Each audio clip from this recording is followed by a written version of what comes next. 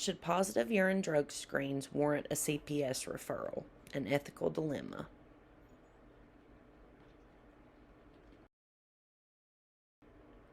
Substance use in pregnancy is not rare and has markedly increased in recent years. It can cause serious consequences to both the mother and the baby. For the mother, substance use may result in death from overdose, high blood pressure, heart attack or heart failure, stroke, seizures, or coma. For the baby, maternal substance use can result in miscarriage, placental abruption, preterm birth, low birth weight, brain injury, birth defects, developmental delay, neonatal abstinence syndrome, stillbirth, and neonatal death. According to research, 5.9% of pregnant women use illicit drugs. Opioid use disorder affects up to 2% of pregnancies, and up to 20% of pregnancy-associated deaths have been attributed to opioid overdose. The American College of Obstetricians and Gynecologists recommends providers verbally screen all women for substance abuse, ideally in each trimester with an evidence-based screening tool. Universal substance use screening during pregnancy can decrease bias and ensure women have early opportunities to access treatment and support. The ethical dilemma here is whether or not CPS should be involved. The tension between criminal justice mechanisms and treatment-centered approaches to prenatal substance use has been long recognized. In general, parental drug use is a frequent driver of Child Protective Services involvement. Child welfare cases have skyrocketed as the American opioid crisis has escalated. Under the Federal Child Abuse Prevention and Treatment Act, also known as CAPTA, state governments are required to have policies and procedures in place mandating that healthcare providers report infants who are born with and identified as being affected by substance abuse or withdrawal symptoms.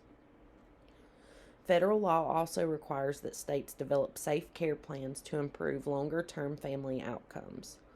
States have taken various approaches to implementing these federal requirements.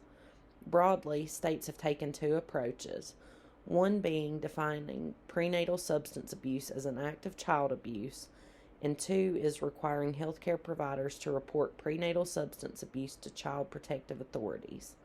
There are also those that take the stance of a treatment-based approach that does not involve punishment or punitive consequences. On one hand, a CPS referral is warranted. 24 states and D.C. have a policy that classifies prenatal drug use as child abuse or neglect. Only 3 of these states included an exception for individuals who are seeking treatment for substance use disorder. Tennessee is the only state that has a statute that explicitly states that drug use during pregnancy is a crime. These states, along with 15 others, require providers to report diagnosed or suspected substance abuse to CPS. As prenatal substance use and specifically opioid-exposed newborns have become more prevalent, policymakers have turned to the child welfare system as a mechanism for deterring and punishing individuals for prenatal drug use and associated fetal exposure. Reporting to these agencies leads to an investigation to see if parents are fit to raise their child. In worst-case scenarios, mothers can lose their parental rights or even be jailed, which would automatically place the child into foster care. Infants exposed to drugs are sometimes the most vulnerable and difficult to care for. Involving CPS can ensure families are evaluated, home checks are performed, and the baby's safety is put first, whether this is at home with their parents or in an alternate placement. CPS has the right to take the child away to prevent further abuse and neglect.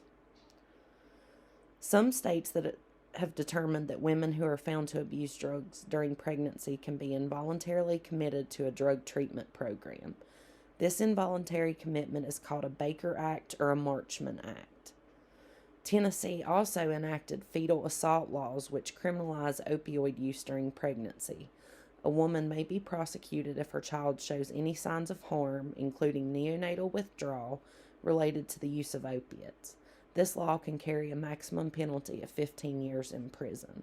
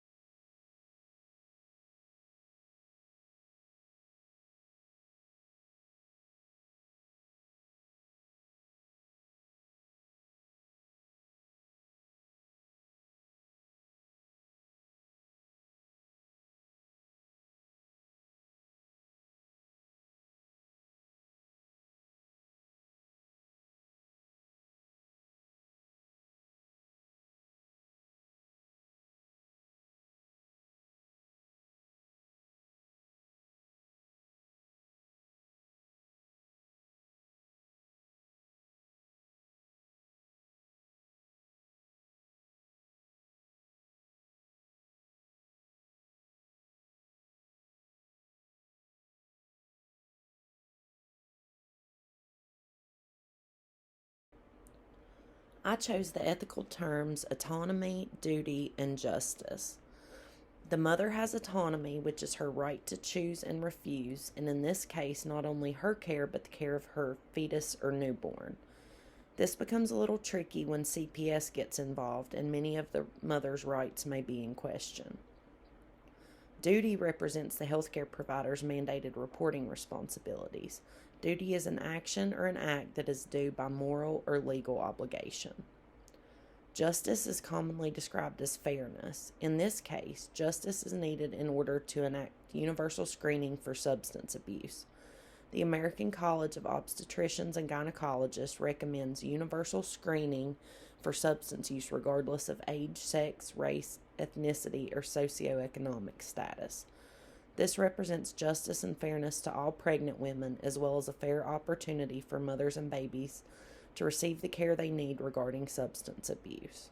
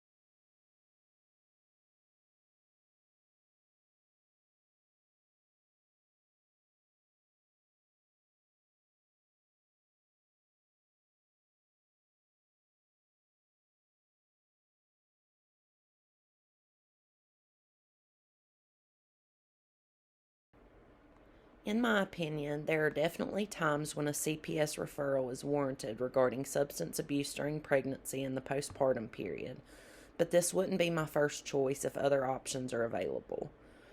The baby's health and safety are of the utmost importance, therefore, promoting the pregnant mother's health and safety is also crucial because during pregnancy, these two go hand in hand. I feel that the mother should be given treatment options that have the best possible outcome for her and her baby during pregnancy and beyond. Eliminating stigma against substance use disorder in pregnancy through education and training is a great first step. Once that hurdle has been crossed, medication-assisted treatment, also known as MAT, can possibly be integrated into the plan of care. MAT has been shown to improve patient survival, increase retention in treatment, decrease illicit opiate use and other criminal activity, increase patients' ability to gain and maintain employment, and improve birth outcomes among pregnant women with substance use disorder. I think that if a woman is willing to consistently undergo a treatment program and participate in routine drug screens to prove compliance, she should be allowed to avoid CPS and possible criminal prosecution. I also loved the idea of residential treatment centers where moms and babies can receive treatment and be kept together. I wish this was a more readily available option for moms with substance use disorder.